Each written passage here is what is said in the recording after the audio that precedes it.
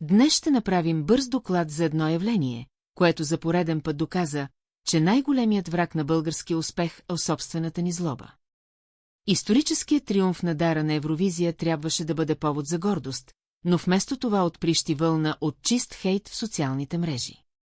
Ако отворите коментарите под новините, ще се хванете за главата.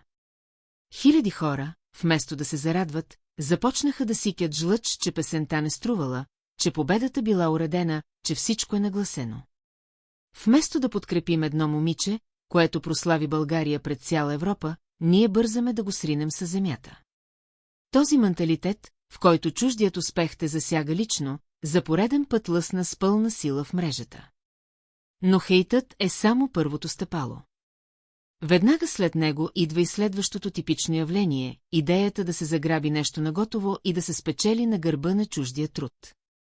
Докато едни обиждат по клавиатурите, някой по-предприемчив вече се е задействал тайно на международно ниво.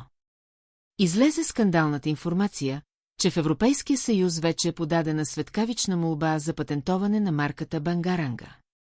Още не е ясно дали зад това стоят нашински тарикати или чужди спекуланти, но целта е една и съща да се блокира името на победната песен и да се печелят милиони от авторски права, мърчандайз и брандиране в цяла Европа, без екипът зад проекта да види и стотинка.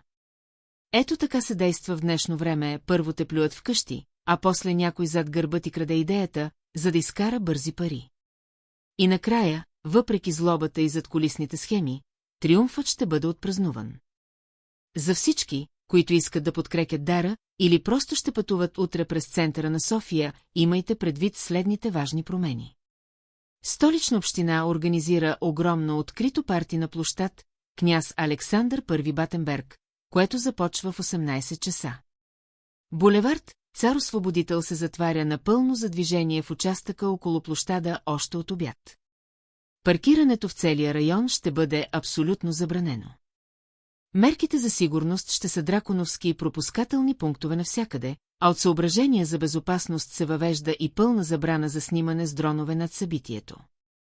Дара ще излезе на сцената около 19 часа за живото изпълнение на Бангаранга. Това е нефилтрираната реалност между хейта в мрежата, опита за кражба на патента и голямото празненство в София. Вие какво мислите, кой според вас стои зад опита да се откраднат правата на песента и ще отидете ли на площада утре?